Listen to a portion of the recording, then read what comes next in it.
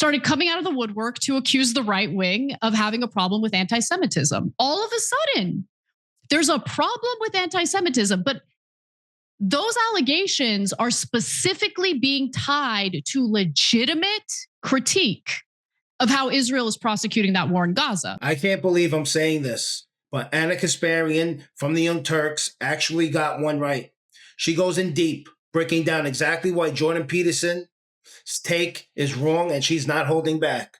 She even calls him out for some major hypocrisy. Trust me, you're not going to want to miss this one. Let's dive in. And look, Dave Smith, whatever he believes on any other political issue, put that aside. He's been killing it on the topic of Israel. He is on it. He knows what he's talking about. He knows his history. Okay.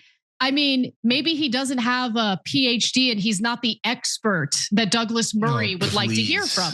But I would venture to say that even if you have an expert on the Middle East chiming in on what's going on and they're critical of Israel, you think Douglas Murray's going to be cool with that guy because he's got the expertise? No, Douglas Murray doesn't like what's being said about the Israeli government, the IDF, and how they're carrying out that war, the slaughter of all those innocent people. Just don't talk about it. Don't talk about it. Douglas Murray did not at all engage in the substance of Dave Smith's arguments. Instead, he kept diverting the conversation, pivoting away to, but are you even qualified to talk about this? I don't know. Why don't we test it? Why don't you ask him some questions and refute the points he's making? But Douglas Murray can't do that. Clearly, he can't do that. So the problem for them, like the problem for Douglas Murray and the right wingers who want to be like pro-Israel no matter what, is that they literally just did this anti-DEI affirmative action. Oh, we hate identitarian, blah, blah, blah, blah, blah. And in the next breath, you're going anti-Semitism is like, you just can't, like, there's hypocrisies that you can participate in, but you can't just do it 3 seconds later. Like you gotta wait at least 2 years or something. Like, give it a year. Like, you can't just do it in the next, like literally in the next. They go from anti-DEI, anti-affirmative action, anti-all of this woke, anti-blah, blah, blah, to anti-Semitism is the biggest thing that's ever happened and we need to stop it at the river. It's insane. And you know what it kind of reminds me of? I don't know if you guys have ever seen Don't Be a Menace in South Central while drinking juice in the hood, but it's like this, you know, satirical spoof movie. And there's this like sort of like super Afrocentric, you know, guy. He's rocking a dashiki. He's got a kufi on and he's talking about the black man and the better man and the blah, blah, blah. And in the next breath, he's like, where the white women at? It's like, that's literally what these guys are doing. They are living a freaking satire and spoof. Like, that's why nobody's buying it. That's why Rogan is like, you can't be serious. Yeah. Like you literally asked everybody to go to bat for this anti-DEI, anti-woke, like, you know, pointing out people that need special favors and there's special kind of victims. They needed the special treatment. We just did this shit. Like we literally just did this. Yeah. You can't come back with this. That's impossible. All right, to be fair, I really don't know what this dude was trying to say. He definitely had me scratching my head a little. But when you strip away all the noise, Ana Kasparian actually made a solid point. A real debate is supposed to be about ideas, not about credentials, not about gatekeeping, not about who's got the bigger PhD hanging on the wall. If you want to prove someone wrong, you refute their arguments. You don't attack their resume. You don't clutch your pearls about platforming dangerous ideas. Because if you can't win on ideas alone, you already lost.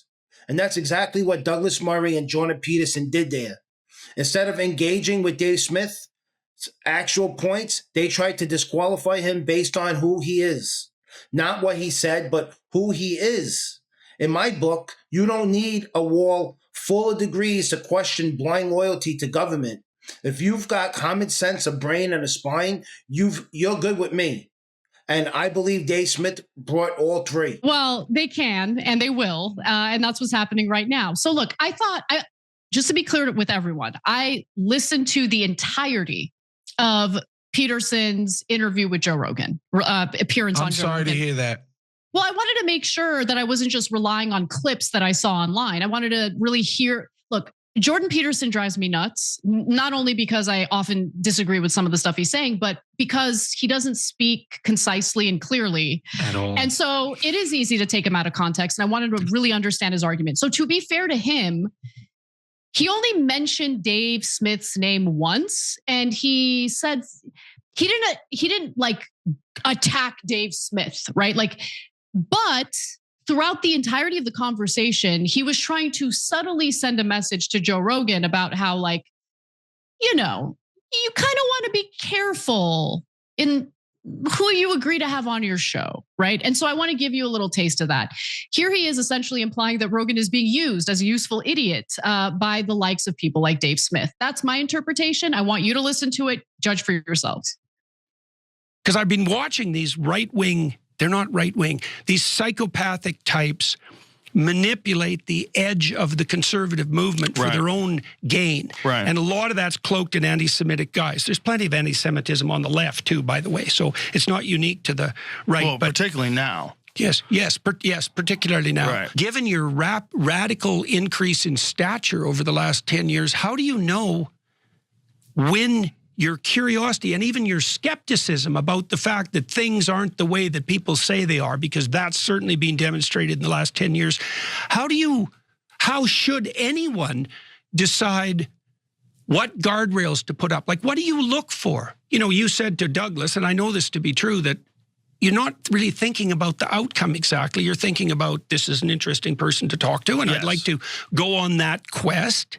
But then you have the additional conundrum. How do you know that? How do you take great care that the people you're talking to aren't, what would you say, eliciting or feeding a subculture? Yeah, that's right. That hasn't got the proper aims. That line of questioning, in my opinion, was meant to send a message, right? Get Joe Rogan to maybe think about the people he invites on his program. I can see where Anna's coming from. And honestly, there's a bigger truth here. If Douglas Murray or Jordan Peterson had better arguments, they wouldn't need to hide behind guardrails or push some baloney about protecting subcultures. If their ideas were really that strong, they would have buried Dave Smith on substance. But they didn't because they couldn't. And deep down, everyone watching saw it. Debate isn't supposed to make you safer. Debate is supposed to make you sharper. When you run from real debate, you're not protecting ideas, you're protecting egos. So what do you think? Should debate be about ideas, not credentials? Drop a comment down below. I'd love to hear what you think. And if you found this video fun, interesting, or it shook things up a little, smash that like button and subscribe for more videos just like this.